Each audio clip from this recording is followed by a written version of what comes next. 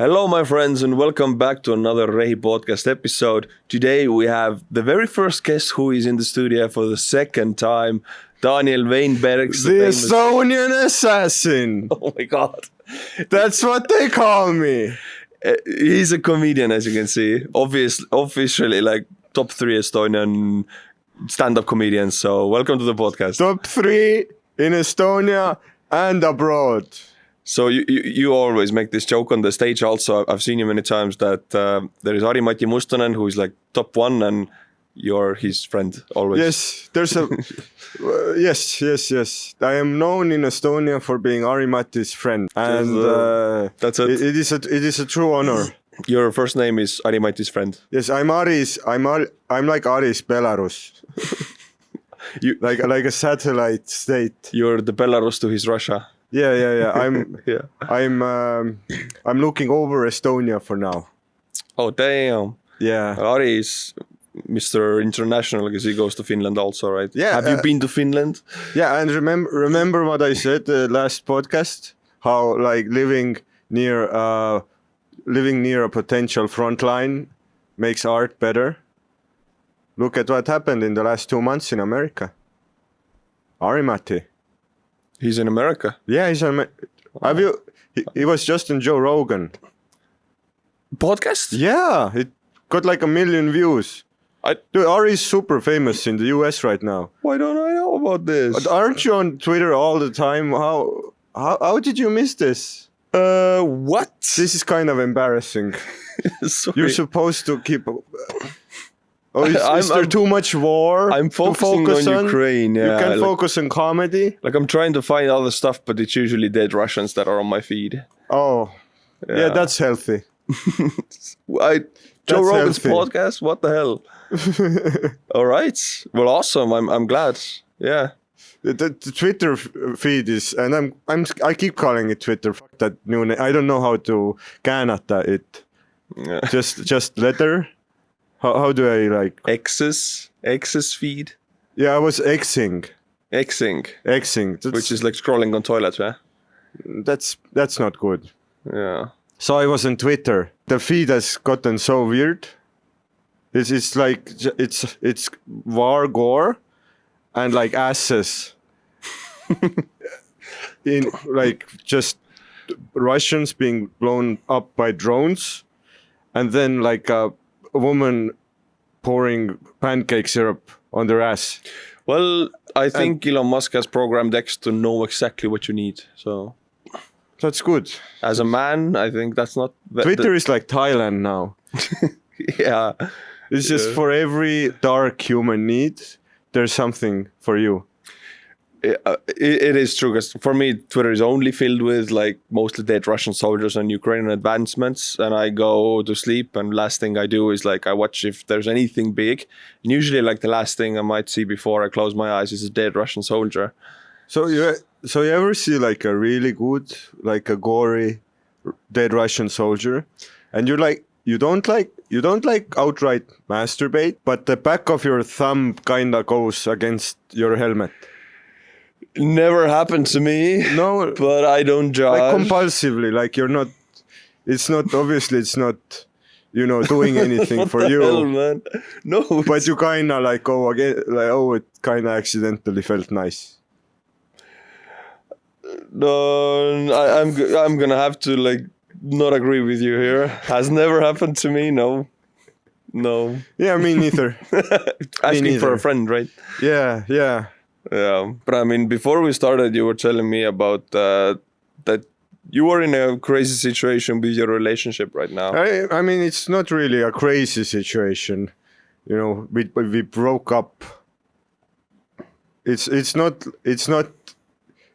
insane. I don't know. People are always People never break up. People never break up. It never happens. That's you left your girlfriend. So you left her? No, that's like a geopolitically sensitive topic. How'd you do it? Was it like Facebook Messenger, encrypted conversation? Oh, yeah. How'd I do it? I had to do it 10 times. 10 times? She wouldn't let you go? Yeah, and I didn't want to like give up easily either. Sort of, I don't.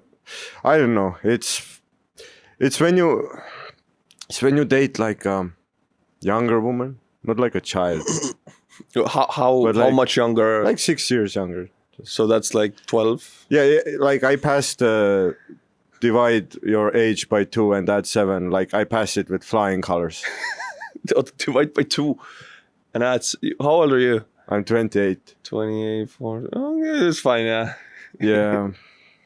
So we did the classic Estonian thing, which is move in together way too soon. How soon did you move? Like 4 months in. I want some comments. Like, what do you think about this? 4 months in and move in together immediately. I mean, you're gonna save money. You think it's a practical choice? In the moment, it's a stupid one. In the moment, you think it's a practical move. But yeah, it's like an Estonian thing. Because in Melbourne too, there were like people like moving in together is basically marriage. Yeah, that's how people look at it in the rest of the world. Because like you wake up together, you go to sleep together, you getting fed off of each other very fast if you haven't spent like years together. Yeah. And I discovered like when I proposed the moving in together. You said you proposed and there was a pause. Yeah. I did a serious proposal, but I did like one very rough miscalculation.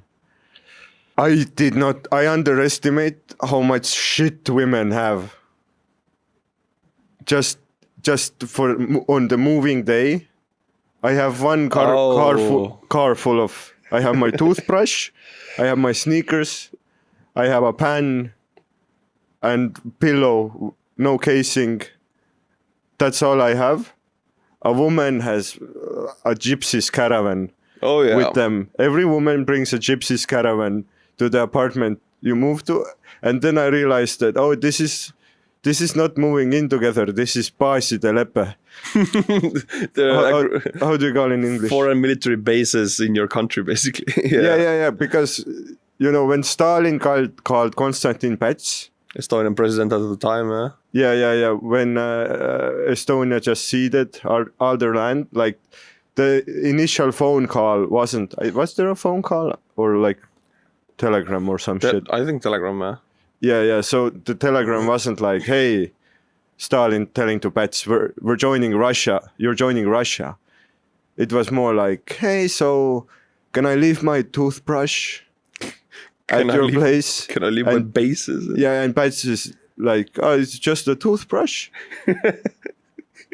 And he accepted the toothbrush, and next moment he was like, "Oh, we're Russia now." And that's what moving in together with your girlfriend. So did your girlfriend penetrate your rear areas with their forces? No, she was the sweetest, best person ever. Best thing that ever happened to me. The sarcasm is just burning the skin off of me. It's not sarcasm. It was kind of different from the Russian thing. Oh. In that term. Well, you said like men have toothbrushes. That's it. Like, yeah. Because if I look at my girl's cabinet in the toilets, she has kilograms of things there. And I have a toothbrush, like toothpaste, and then this shampoo that is like 10 in 1. Yeah. You can use it as like engine oil, face wash, toothpaste. Yeah. You can eat it. It's everything. Yeah, all those skincare products. Like you do know we were designed for this earth and atmosphere. Yeah. We can and the more products, the more shit they put on their face, the more they have the dryness and acne. And I feel like I take a kilogram of mud and just do this, and my face is like, thank you. Same towel I use for washing my drying my body, my asshole, using it as like a mechanic towel for oil changes. Yeah, for oil changes and stuff. And I dry my face with that, and not even a whitehead. So I don't know. What was the stupidest argument you had with your girlfriends that went big? We didn't really have big arguments. it was because like we were like both good communicators.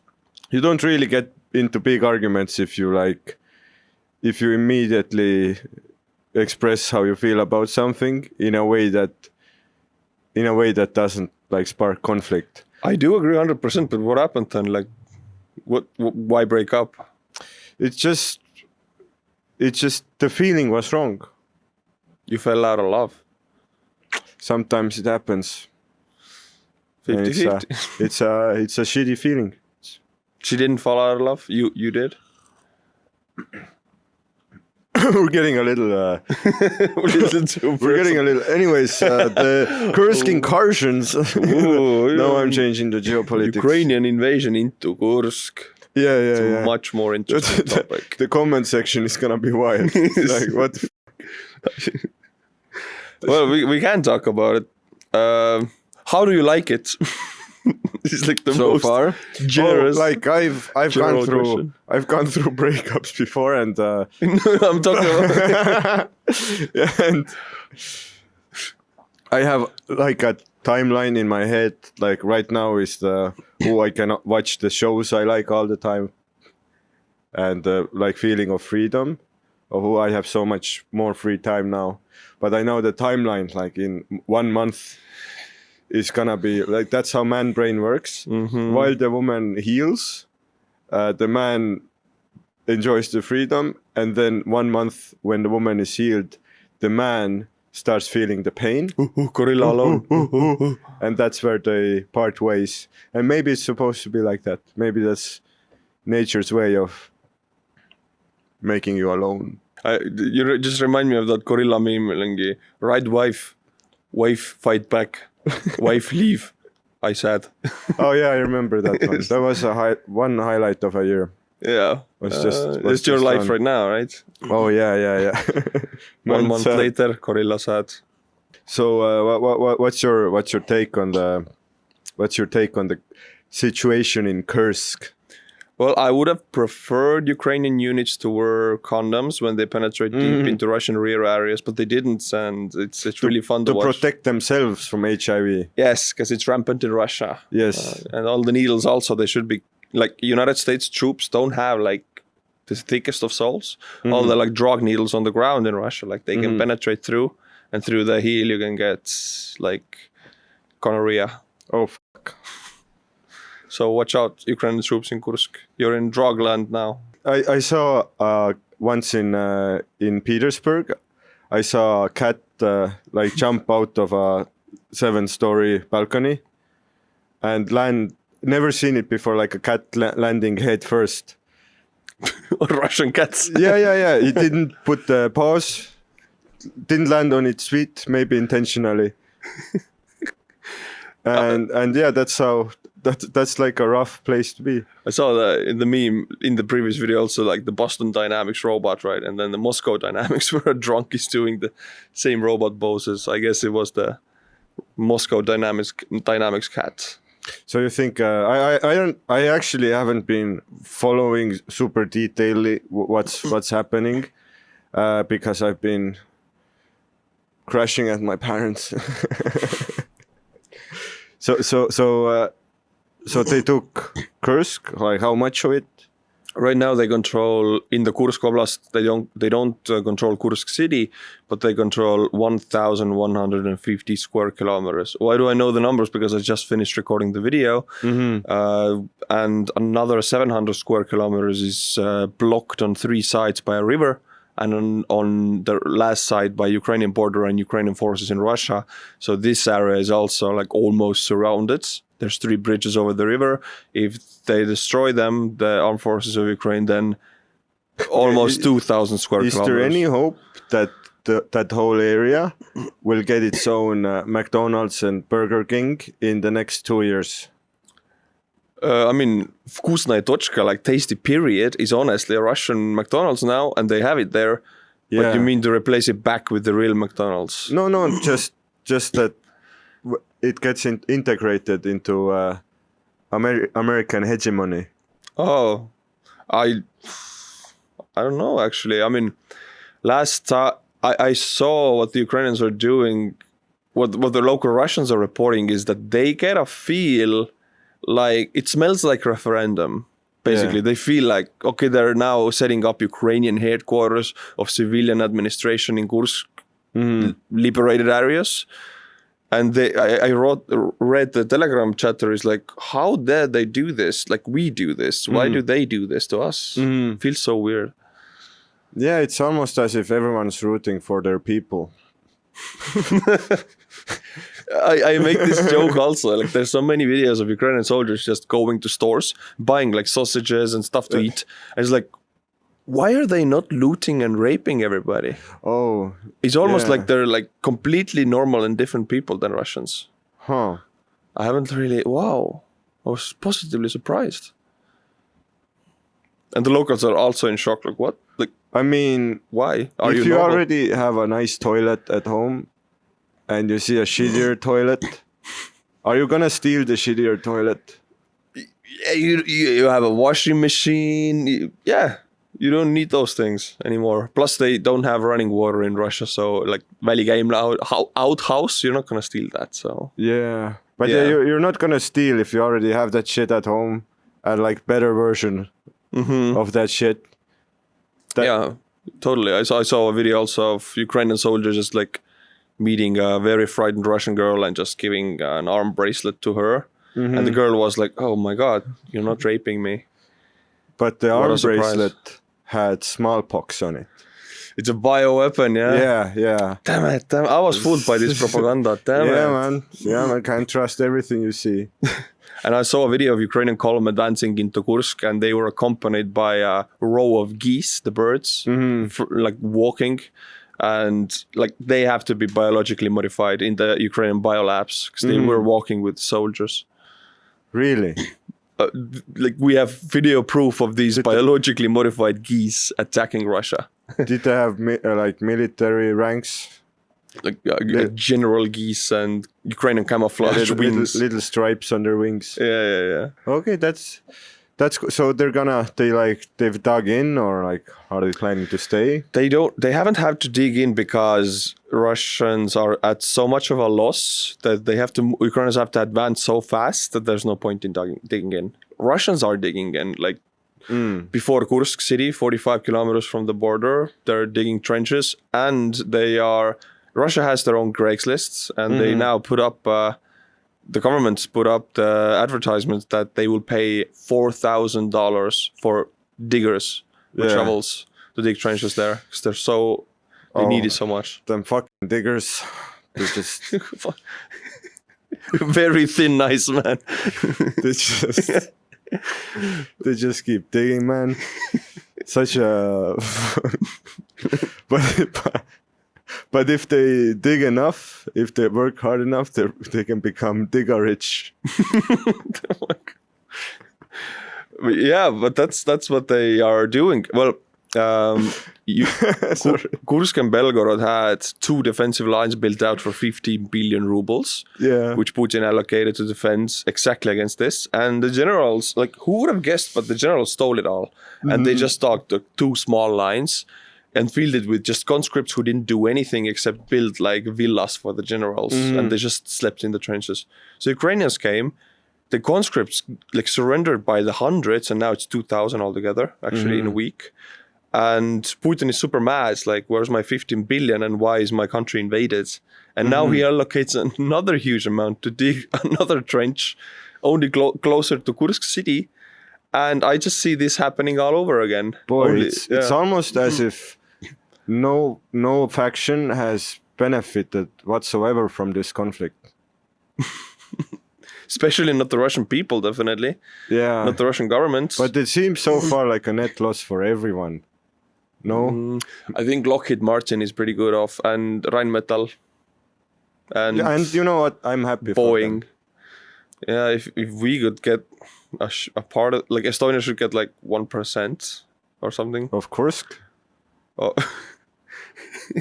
Hey, we still have lands in the Petseri area that are ours. Yeah, Roger had a joke, this other Estonian comedian, about how when Ukrainians were drone striking Petser, or what was it called, like the Pechora. Pechora, yeah, which is like used to be Estonian land. It's like now 20 kilometers from the Estonian border. Yeah. So, and he joked like, "Hey, that's ours. Like, don't bomb our territory." We have a plan of taking it back. Yeah. And so he did it better. They also bombed Ust-Luga, which is like 30-40 kilometers from Narva. Yeah, which is kind of creepy because when you looked at the pictures, like the buildings there looked just like Narva buildings. I mean, it's nothing. It's so close. Yeah. Ukraine reaches 3,000 kilometers almost now. Mm-hmm. They could hit us if they want. I'm glad they're on our side, honestly. I look how they fight. I'm like, whoa. They're not glad that we're on their side. We are glad that they're fighting with us. Yeah. So they have Kursk. Putin is mad. He's upset. He's like me. He's going through a hard time right now. Yeah. He went through Ukraine and Russia went through a breakup also now. It's the after breakup fight. Yeah. Now Putin is like doing self-care. I think Ukraine is the girl who moves on, and Putin is like you. Yeah. Yeah. And you know what? You should be happier for the girl. Yeah. Because Putin's only gonna keep doing more shit. I mean, Ukraine moved on in 2014, and it took 10 years for Russia. Like, this is the 1 month where Putin was like, we're gorilla happy alone. And then it went over and they invaded. Oh, fuck. Yeah. So at some point, you can like invade your girlfriend and then she's going to take your Kursk. Not my Kursk. No. No, my favorite Kursk. Well, it was so funny today because, the Second World War Kursk tank battle, the biggest in the world, right? Yeah, like German tank officers. Well, yesterday, Bundeswehr German tank officer was analyzing the Kursk battle 2.0 on a screen to everybody. And for me, it was such a golden moment. Like, his grandfather would be proud. Yeah. So the whole area, like Kursk, Ukraine area, that was basically like the bloodiest areas during World War II as well, aside from like Leningrad. That's where like the biggest battles happened, like in Crimea, in Kursk, right? I think so. I'm not that knowledgeable about the details, but I would think so. I'm pretty sure like everywhere else in Europe, there were still like high casualty numbers, but it always was like the Slav areas were like just incredibly more casualties, everything. Yeah. And now also, it's a funny trinity because Kursk battle 1.0 with the Germans and the Soviets. Then in year 2000, the Kursk submarine, nuclear submarine that went kaboom and everybody died. Oh shit. Like a nuclear submarine just disappeared. How? But it was under Putin, so it's possible. And now it's Kursk 3.0 actually. So. You know what would be funny if they actually crossed Putin's red line and Putin like tries to nuke Kiev or something, but a Patriot just like shoots it down and wind blows the fallout back into Russia, and just the political fallout. It's just like would be you just you mildly radiated your own population. The puns here, I see them. Yeah, because he always, every time there's that red line moment, you think he ever like, okay guys, now I'm gonna do it. And then he waits like 5 minutes and he's like, it's too late now. Like it wouldn't make sense to do it now because the emotional high point is over. Like the same thing with like Iran and Israel right now. Yeah. So this time I'm for real, guys. And then all the Twitter, all the fucking BBC is going, Iran will definitely do it now. And then there's like 3 days of silence. Yeah, and then it's too late. And also, this was one of the purpose also to show that Putin's red lines are empty. Yeah. Because Ukraine invaded with Ukrainian army a nuclear superpower. And that nuclear superpower has not reacted in any way, and the actions that they have done have been like horrible. They lost 5 days ago. They lost a whole convoy of 1,000 conscripts being blown to minced meat. Smithereens, yeah. Bamboozled by weapons. So what can you even do with a nuke? I mean, you can like militarily. You can pretend it works and then threaten the whole world with it after every 3 days. Yeah, but like practical use. You on the ground, like you can bomb a battalion or something that's really close together. Or some shit. There is no using of nukes for Russia in any way because the winds and wind blows 100% of the time from Ukrainian lands to Russian lands, like all the time. This is how Ukrainians use the balloons that they have without engines because wind blows. Whatever you nuke in Ukraine, the wind will blow that stuff to Kursk and Belgorod. So even like nature has picked the U.S. side. Yeah, Mother Nature is. That's how much money the US has. Yeah. It can just do a business. No, nature has lobbied the US government. Yeah. Yeah. To be on its side. And now the wind is pro-Ukraine. It's all about the money. Yeah. I even saw you go to Ukraine, you see the wind gushing and it's like blue and black feeling. Blue and yellow. You know when Chernobyl blew up, it flew over like the Baltics too.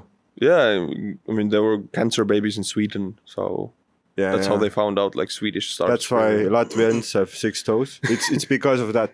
They focused the winds on like Estonians put huge like fans to blow all of the wind into Latvia. Yeah.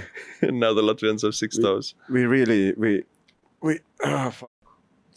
I just woke up like a hour ago. What time did you go to sleep? What time did I cry to sleep? I go to sleep. I cried to sleep at 3 a.m. No, like 4 a.m. That's a solid like 8-9 hours. And I always wake up when I hear because right under my window there's like Ukrainian builders building a house. Whoa. And they're very like intense builders. They're like, suka принеси, like they have that sharpness. Yeah. And it's like my alarm clock every day. I just hear Ukrainians working. It reminds me that work has not been done and I need to wake up. It's weird how like in the future the West will be building up Ukraine, or they should help it at least with the Russian money. But right now Ukrainians are kind of building in the West because they are the cheapest and the best workers for the money. And in Estonia, there's a lot of Ukrainian workers who are very loud in the morning. They're very loud in the morning. They're very loud in the evening. They have hearing damage from the shelling. Like crazy discriminative here, but yeah. Yeah. But I mean, talking about the nuclear power plants before, the other reason is that 30 kilometers from where Ukrainians are right now in Kursk, there's a Kursk nuclear power plant. And this provides electricity for huge, vast area around Kursk Oblast. And it is the most important target in all of Kursk Oblast. And Ukrainians really don't want to take it because taking it, it's just very bad press in the West. Because nuclear blackmail is Russian thing. But they don't need to take it to make Putin feel like they are going to take it. They're so close to it, and Putin now is forced to send thousands, tens of thousands of conscripts just to soak up the ammunition. And that's what he's doing. So Ukrainians are not using any resources, and they're forcing Russians to use ton of resources, which is stonks for my ideas. Can't they just okay, you guys of course now we get Donbass. This would be I wanted to say it's a pretty good deal, but Donbass has huge amount of resources, not only coal, but almost everything. So that would be really bad for Ukraine still. But they got that power plant. Well, true. That is $20 billion. But those resources we're talking about, Donbass is 100 trillion. Okay. In the ground, which is 10,000 billion? I don't know. Doesn't Russia have tons of the same unused resources? They are the most resource-rich country in the world, but I mean, they want more, always more, and they don't want competition. Yeah, they don't want competition. Plus, Ukraine has fertile lands. Russia only has 15-20% of affordable lands. So they are, Yeah, but that's gonna change with climate change, no? yeah, Russia is really happy with that because they get new routes to the Arctic and North trading Plus, routes. like Siberia is gonna warm up to become like the biggest farmable area ever. I mean, That would be an interesting topic of, like, we know all the ways how Russia is gonna be fought, like due to political actions, military actions. But what are the like other grand shifts of change, like climate change? Like the fact it's gonna get warmer. yeah, I mean, if it gets, Russia has a huge claim to the Arctic, which potentially might be very oil rich, and the ground underneath the Arctic is possibly like insanely mineral rich. So whoever claims that was Russia, China, USA, Canada. Russia has one of the biggest claims, and if it gets warmer, for them it's, I'll put it blankly, maybe another $100 trillion worth of minerals they might get from there, and the trading routes from north. So Russia benefits greatly from climate change. That's why they just don't care about that stuff and burn oil and burn gas and sell it, and yeah. And others burn everything they sell. But even if they do get all those oil reserves and everything, like they don't, do they have people to still sell it to? Like, there's always, yeah. I mean, the issue is how much these countries can buy. But Russia's selling to China, selling to India, selling to Middle Eastern countries. I mean, African countries, sorry, South American countries. The issue is rather these countries might not need that much, and they cannot pay that much. So in any way, Russia loses money if they're not selling to the first world. So. But that's the only way Putin's criminal regime is getting revenue, so they want more and more. Yeah, I mean it's, yeah.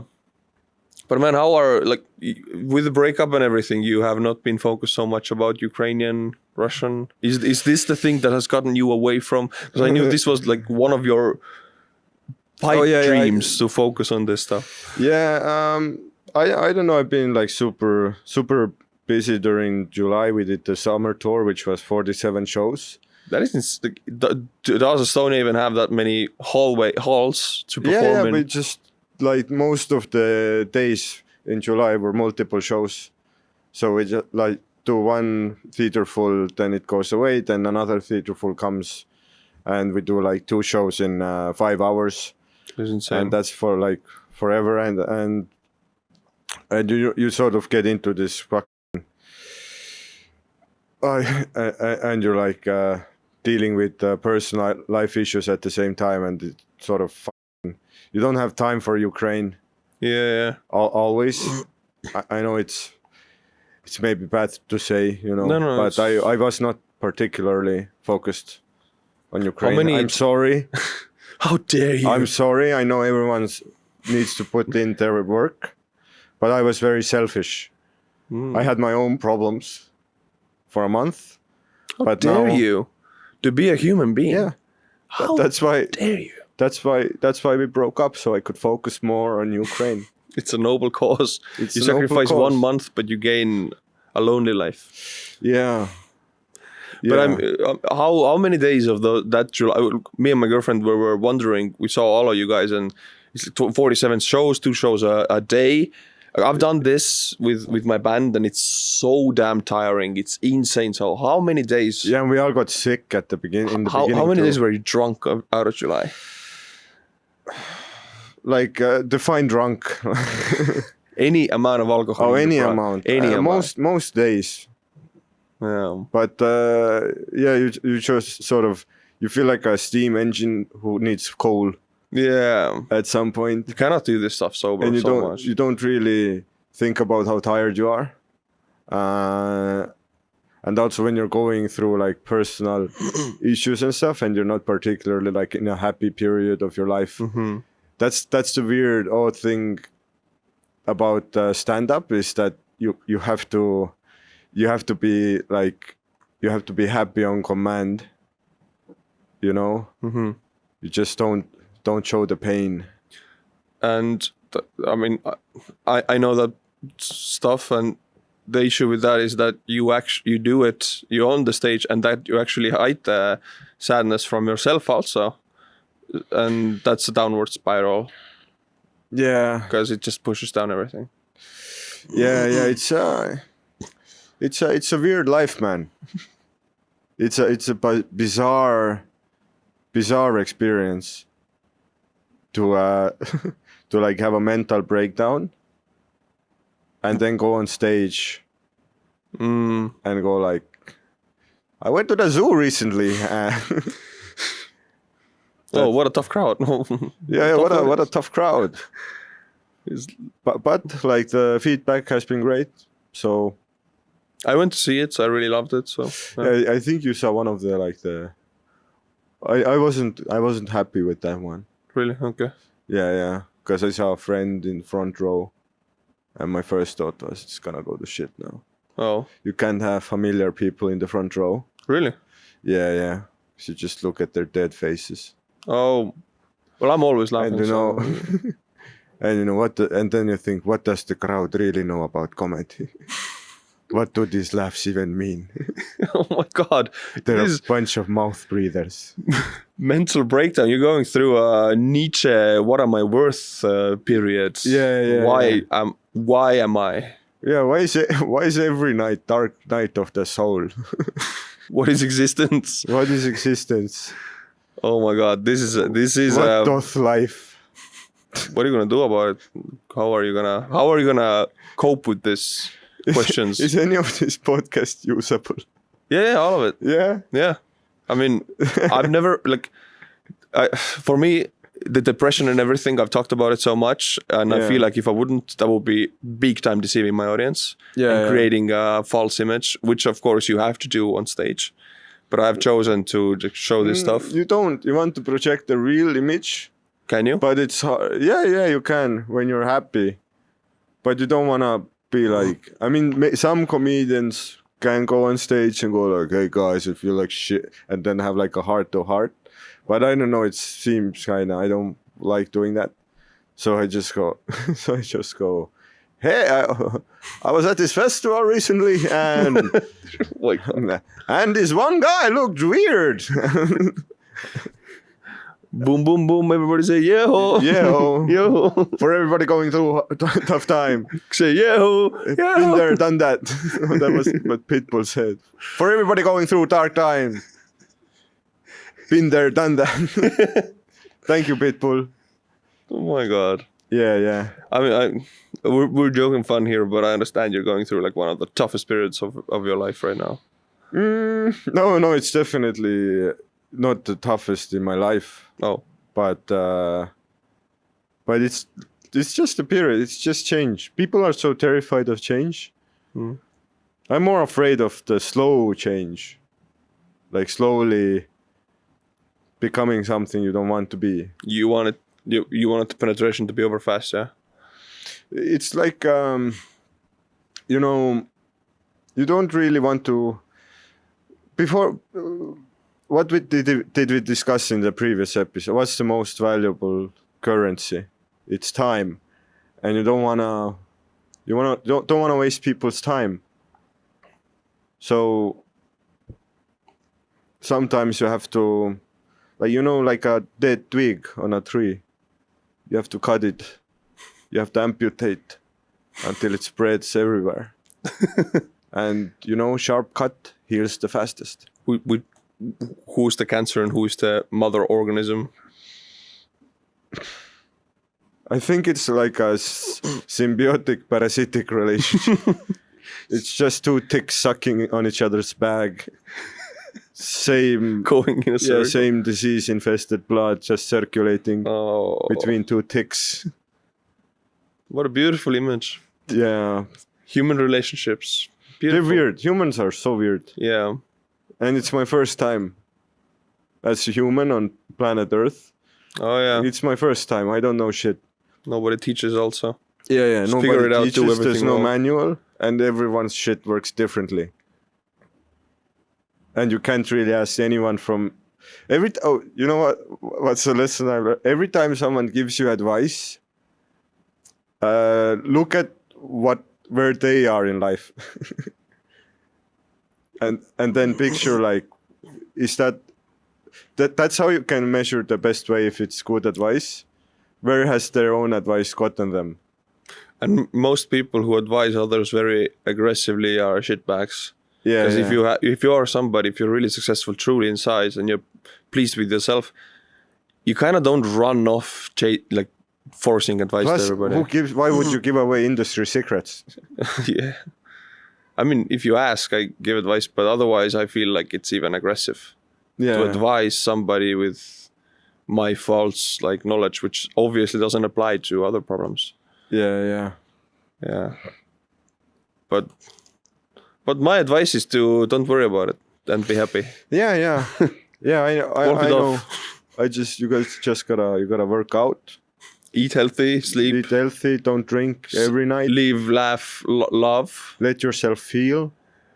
forgive yourself. That's the hard part. That's always the hard. You know what's weird thing is, like, women recover from breakups like statistically better than men. Yeah. They feel the pain more intensely in the beginning, but they kind of cry it out because they're like biology, they need to reset their clock, like they don't have time to obsess forever. But men just, they don't really get over a person, they just move on. And so that's what I've discovered about myself. I don't think I'm like over any exes, but Really? yeah, but I don't regret breaking up with any of them either. Like just because I long and miss doesn't mean it was the wrong decision to end it. But was this the longest relationship you had? No, the longest was like almost 4 years. How did that end? Like a dumpster fire. Really? Oh, I can't go into details because I promised her never to talk about any of it publicly. Okay. I'm a pretty open guy, but the relationship thing, if it was just my personal life, I know it's a boring answer, but I don't want to get those DMs. You fuck bastard! You're talking on public about that thing. Yeah. So I'm a mysterious guy. You reminded me with your talk. Yeah. I mean, I also broke up with my now wife. Recently? No. I mean, we were engaged in 2020 already. Yeah. We were supposed to get married, and then I broke up with her, and like now we're back together, obviously, because it was like a huge mistake. But Yeah. I remember those feelings again, and that was when the depression happened, and I felt like as a man, it's just physically impossible to get over her. It's just not possible. I don't imagine any world. Mm-hmm. But that was for me, and that's obviously very helpful for you right now. Yeah. You're welcome. It is. But you're in hell, man. Yeah, it's I want scientists to study my brain someday, so nobody would have to suffer. I can suffer. You're Jesus. I'm Jesus. You're suffering for everybody. Yeah. But I did read one quote somewhere that pain is involuntary, but suffering is a choice. It's so deep. I'm feeling that I lost the virginity for the second time. Yeah. Oh, man, you don't have to be mean. But it's but you got married. Yeah, I didn't congratulate you. Yeah, but I do agree with the pain and suffering thing, though, because things happen to everybody, but how you react to them is how much you get hurt in your head. Yeah. So, but like I feel like this is a very old man lesson in life. Like if you're 18 or 20 or 25, or I don't know anybody who learned that lesson without getting a shit ton of hurt. Mm-hmm. Like you learn to handle with pain and how much is caused by yourself. Yeah, but you ever met a person who never went through any pain? Like, how long do you like them for? Like the people who, like the Karens of the world, who always blame everybody else and who always find outside reasons. Mm-hmm. I don't think they get hurt because like you need empathy to hurt. Yeah, and empathy kind of makes you feel what others feel. So yeah. How long did you like? Good question, because you cannot talk to them. It's impossible. They're horrible people. Mm-hmm. So yeah, suffering makes you human, I guess, and makes you likable. Yeah. It gives you that kind of like age, and also it makes you relatable. But I do feel like you have a little bit of that vibe of like a masochistic suffering. I know we discussed this and everything, and like you seem to be like a male figure who like accepts the suffering. No, I just enjoy it. But I don't know, there is a weird lesson I learned about myself too, is that the whole like everything's in its right place and everything's stable and you have everything for a happy life. That's when I start going like completely nuts. Why? What? I don't know. What do you feel? I don't know, because I'm Jason Statham in what's it called, where he puts the wires to his nipples. I don't know. Some people are like what's me. The possible relationship for you then to keep it always so interesting and balanced that it never gets too safe? I want a relationship like. Have you ever like read or seen the Witcher series? Mm-mm. Okay, so I regret even bringing it up. I want like I want like a relationship where we see each other like 4 times a year. You want a long distance one? Yeah, because I wanna fucking Ragnar Lothbrok the world too. You know, I wanna go to the promised land and fucking fight and win and come back, put a baby in the oven, go away again. Like live my. No, but that's how most of the relationships like I can't are. live. Like you know, in medieval times, people in Estonia, we lived in like long houses. We lived in like these wooden or stone farmhouses with mud floors and just 3 generations sleeping under one roof in one room, just on the ground, and women were like the masters of the household, just growing the children and giving everyone like the rules of life and everyone abiding, because you don't wanna like go against the woman's opinion in the long house, you know. When they're together they have more power. But that's also like no innovation comes from that. Everyone just lives comfortably, just shitting and pissing and eating. Okay, so is your argument against the woman's power in a relationship, or what is it against? I don't quite understand. Like, not woman's power, but man losing his power. No, but like a woman is hardwired to build a nest and have children. I know it's politically. I'm not saying that's what women have to do or that's all that women want. I'm saying evolutionarily that's how we're wired, you know, as a species. But as a man, you need to like, that has to be then a priority, and it has to be a chosen priority. Yeah, it has to be a chosen priority. Otherwise, don't want to make like more broken children. Yeah, and for you, that's just not the place where you want to be right now. Yeah. Also, there's like I need to fucking. I want to go abroad, do stand up, make it. Then come back when I feel ready. But my brain will probably never change. I'm not fucking living.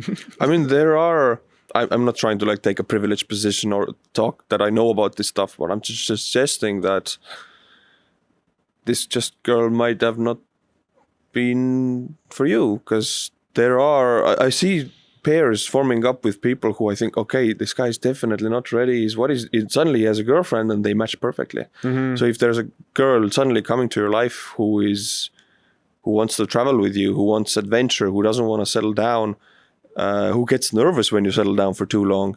She wants her own time. She wants to spend time away from you. She has her own girlfriends and she wants to go travel with them and you get your freedom. And there are relationships like that. If that would happen, then it's so natural that you kind of even begin to miss her a little bit when she's gone. It's a possibility. I've seen it happen with people who in my eyes are like almost autistic and they shouldn't have and suddenly they found a person who is like exactly for them. So if this would happen, like it happens in the world. But I've already found me. It's Miley Cyrus like, I can bring myself flowers. Oh, that's like the anthem for. We just got copyrighted, so you know no point all in the talking people anymore. who like didn't find anybody at the nightclub, and now they're all going to Hesburger. 3 a.m. Just buying way too much shit, to drown the sadness. Couldn't find love. Yet another night. Time to stuff my face with a fucking chicken wrap kebab burger, paprika sauce, apple pie. It's like coming. Oh my god! And you just shouldn't be laughing at you it. just walk home all alone. Like this is sad. The darkest depth of hell that you're describing. Food didn't make you happy. You feel a new zit forming on your back. I mean, it's usually for men. It's usually alcohol. You go home. You message an ex, a different one. Oh my god! They seen you. You get sadder. You put on a TV show you've seen 100 times. Oh my god!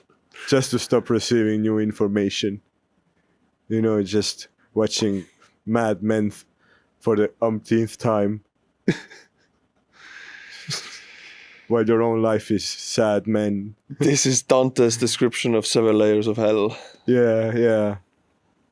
Then you're like, maybe you sometimes go to the nightclub and you do find someone who reciprocates. But then she likes, and you're sitting with them at a bar later and you keep thinking how much they smoke like cigarettes. Like that's so rough. And you don't even like being around them. But the need is so deep, the hurt, the longing is so deep that you subject yourself to just sitting in that just poison that's coming out of their mouth in the form of words and cigarette smoke. And you just feel this slow cancer in you growing because you're trying to drown out the voices for one more. Oh my god! For one more night. Oh my god! And eventually, if you I'm like a happy ending guy. I mean, when is this gonna happily end? Eventually, if she gives you the happy ending you want that night, let's end it there. And like, there's no but. And you just come weakly into your belly button. And then you think, was it worth it to sit in that nicotine hotbox for 4 hours just to have like a... I want a happy ending. Like a sexual experience that feels worse than masturbation. And now you can't immediately tell them to get the fuck out. Oh my god. So now you have to sit in the smoke for a little more. Thank you for watching. That was... I am Slava married Ukraini. happily. I was like this. Yeah, that's fucking crazy. Like being single rocks, dude. It's amazing. Like it surprised me that I have even forgotten the feeling, and now I understand how privileged I am. Honestly, to have a girl like. But I think you're gonna really enjoy the divorce. It's gonna fucking put the free bird on. Buy a Ferrari, waste all my money in the casino.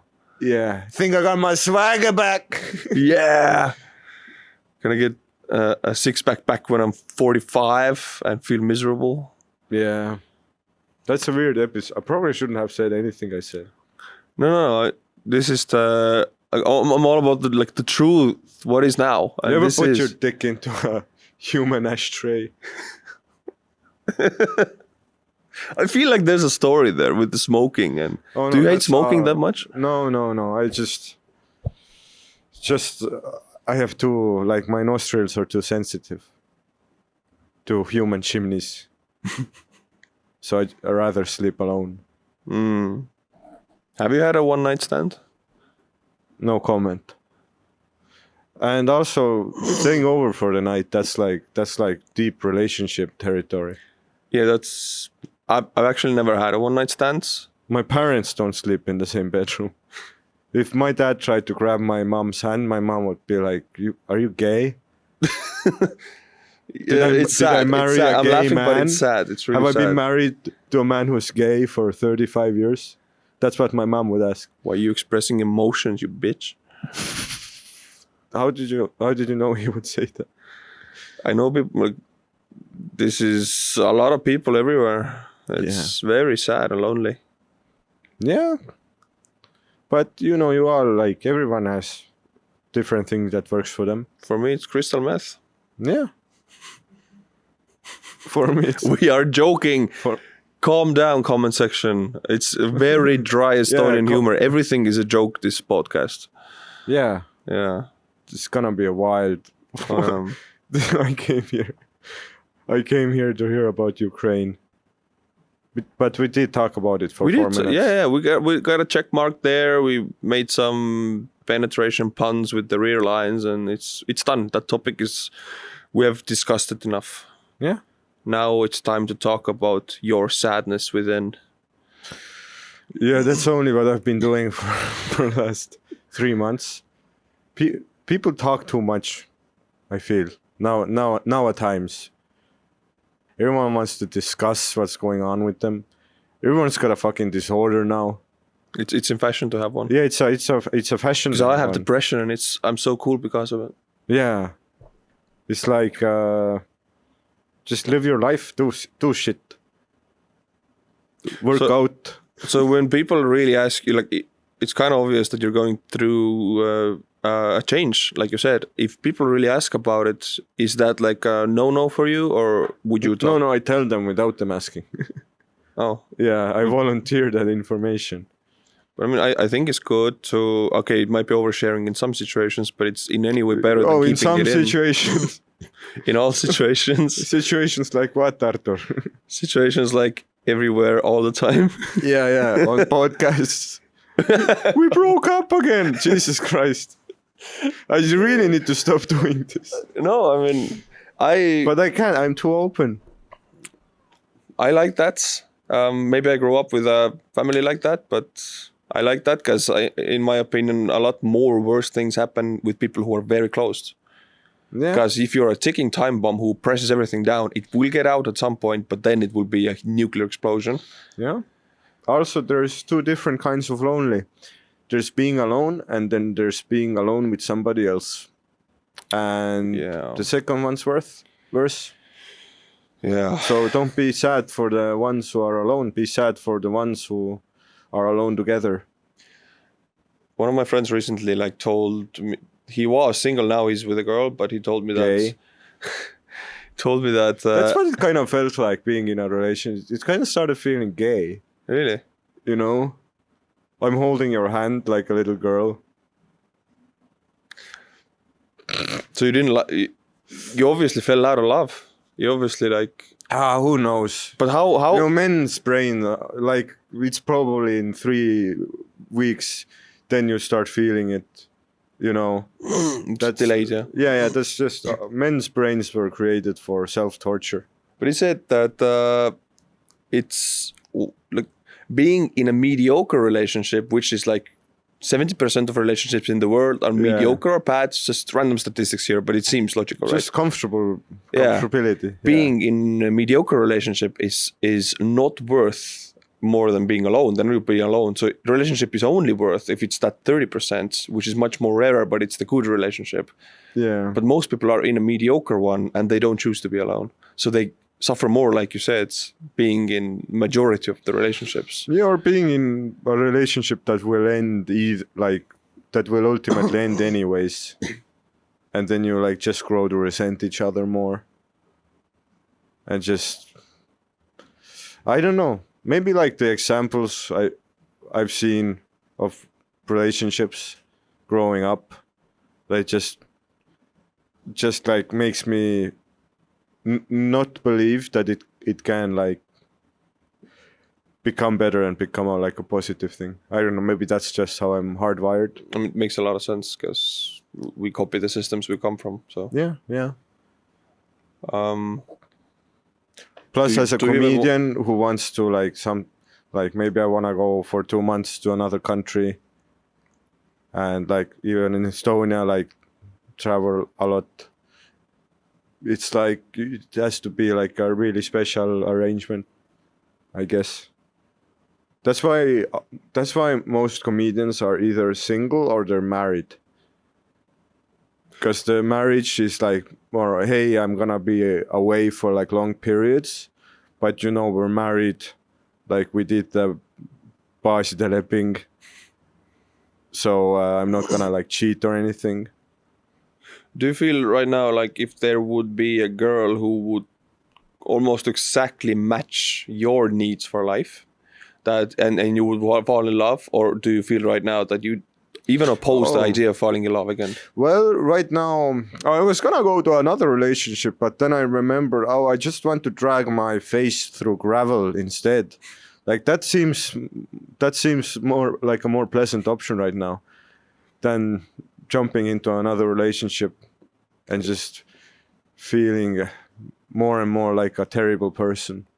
And most people start their relationships from this position that you're in, and one ends with that huge pain. They find another person that masks it.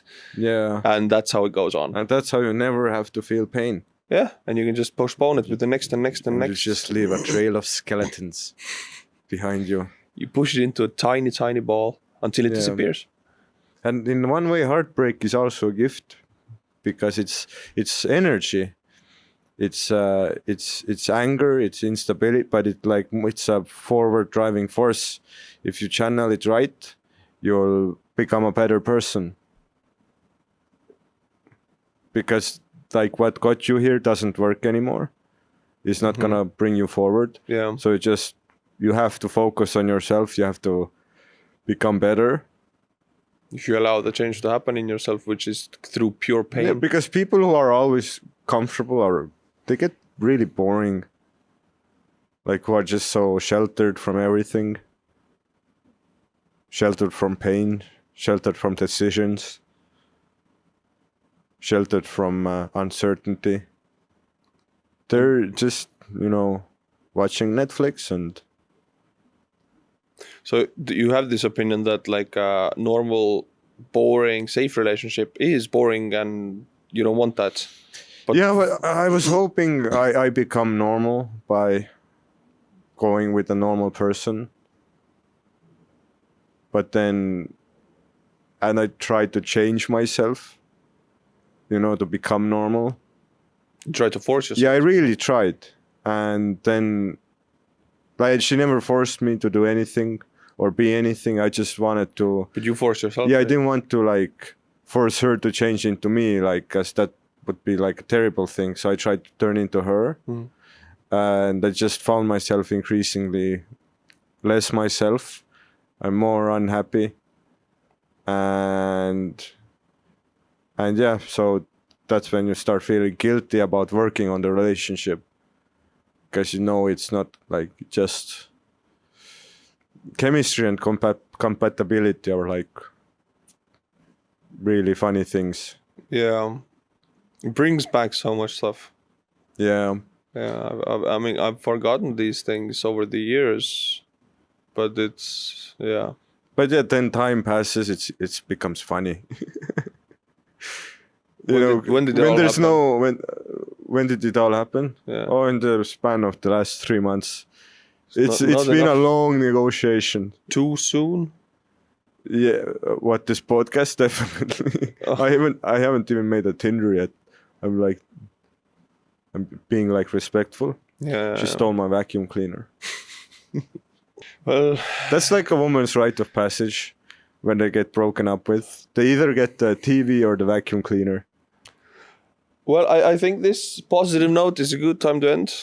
Yeah. I mean, if it's too soon, I didn't understand it, then sorry if I made any offensive jokes. No. I really feel I it. just don't. I have no idea what use you have for this episode. I really enjoy discussing this kind of stuff because this is real and it's important. I would like for more episodes to be like that, actually, Mm-hmm. because we have a lot of people here who are very, very focused and educated about a certain area, which I don't know anything about, and it's only pure, dry talk about Ukraine. Yeah. But I mean, we're all humans, and I really love talking about the human condition and pain and stuff like that. So that's why I would invite you even for third time if you want to come. Yeah, that's the most important thing happening in my career right now. Yeah, because I really like this interaction. So if you're fine and if the people like it, we can definitely do it again and talk about like emotions and relationships and stuff like that. Okay. Yeah. Okay. All right. Well, thank you for coming and thank you for opening up on this stuff. I know it's difficult. So yeah, thank you. It's not difficult. It's just Gay. I don't know who the wants to listen to this. People do. People care. Okay.